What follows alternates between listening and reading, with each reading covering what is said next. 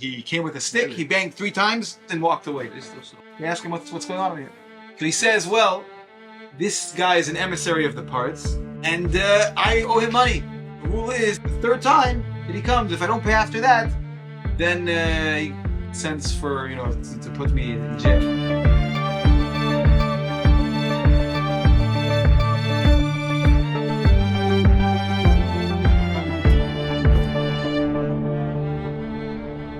Good luck, everybody. This is a Hakel event. Welcome to the Prayer Player YouTube channel and podcast. Let's get into the story. So the Baal Shem Tov was let known from heaven that he should go and learn bitachon from a certain person in a certain town, and that they should he should teach this lesson to other people. So he goes with a few of his talmidim. They travel, they come to a certain town, they reach an inn, a place where this person who had an inn, he sold mashke. He made mashke and he sold it, with alcohol, he sold it. Moonshine. And basically he was an older man, very gracious host, very nice. He greeted them, he brought them in, and they went to sleep that night. The next morning, they davened, and at the end of davening, before they were about to sit and eat, actually, no, I think if I'm not mistaken, I think in the middle of davening, somebody came. He looked like an official, like an important, officer. Someone, and he came with a stick. He banged 3 times on the table or on the floor or whatever. He banged 3 times, made the noise, and walked away. So the people over there were like, okay, whatever. Okay, this guy came, fine. And right before they were about to sit down to eat, this guy comes again and he goes boom, boom, boom.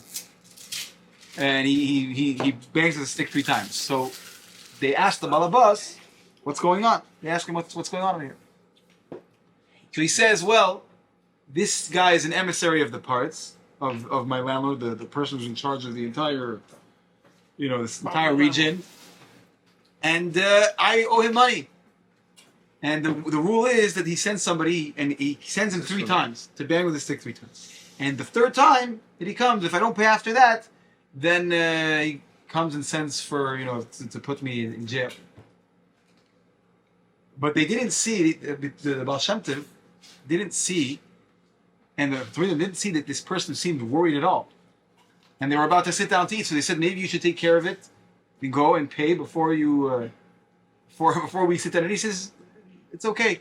They asked him, do you even have the money to pay? He said, no, but probably Hashem's going to send it to me. That's what he says.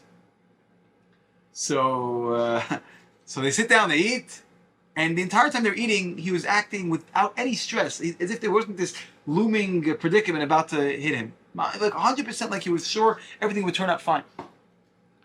So, and at the end of the meal again, the guy comes, and he bangs his stick again, and he's still sitting there, no problem. It's the 3rd time already.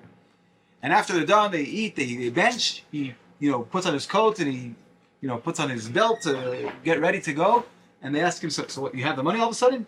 He says, no, but Hashem will give it to me on the way, for sure. So he says. Baal Shem Tov and the Talmidim, they escort him out onto the porch, and they see him going off, walking. So they're watching him to see what's going to happen. And they see, as he's going, there's a wagon approaching him. And they see that they exchange some words, and the wagon goes off again. And then the wagon calls this Yid back, the innkeeper, and they talk again, and then they exchange some money.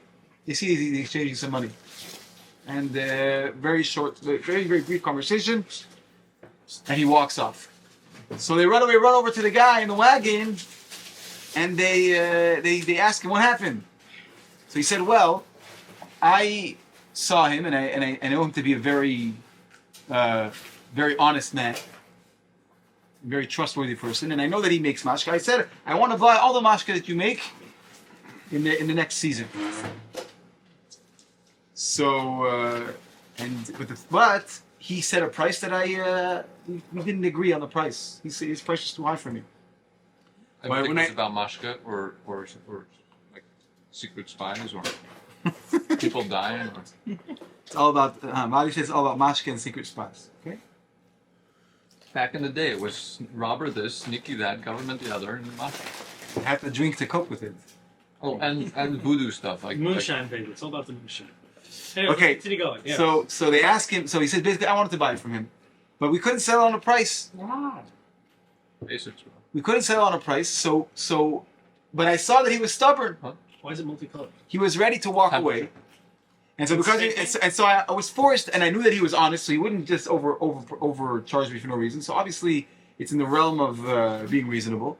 And so I called him back, and I had to give him his price. And he said he couldn't stay and talk for too long because he had to go to the parts to pay up his debt. Cool. So Baal Shem Tov tells Talmidim, and he says, "Look how great is the koach of bitachon this person had. That he believed until the last second that Hashem is going to help him. And as he didn't have the money. He started walking, and he knew that Hashem was going to help him. How amazing the bitachon is! So we should merit to have this level of bitachon. We should merit to see the miracles that come with having bitachon, and we should merit to Mashiach coming because of our bitachon, because of our belief we had all these years that Mashiach is going to come. He come right now, while we're still having Lama Malka, Amen. and bring us to the Holy Land when it will be Shabbos for the rest of eternity. Amen. So, with Tvach, everybody, thank you for being here, and please smash the like button, subscribe, consider becoming a patron on Patreon so we can continue doing this good stuff over here. With Tvach, everybody.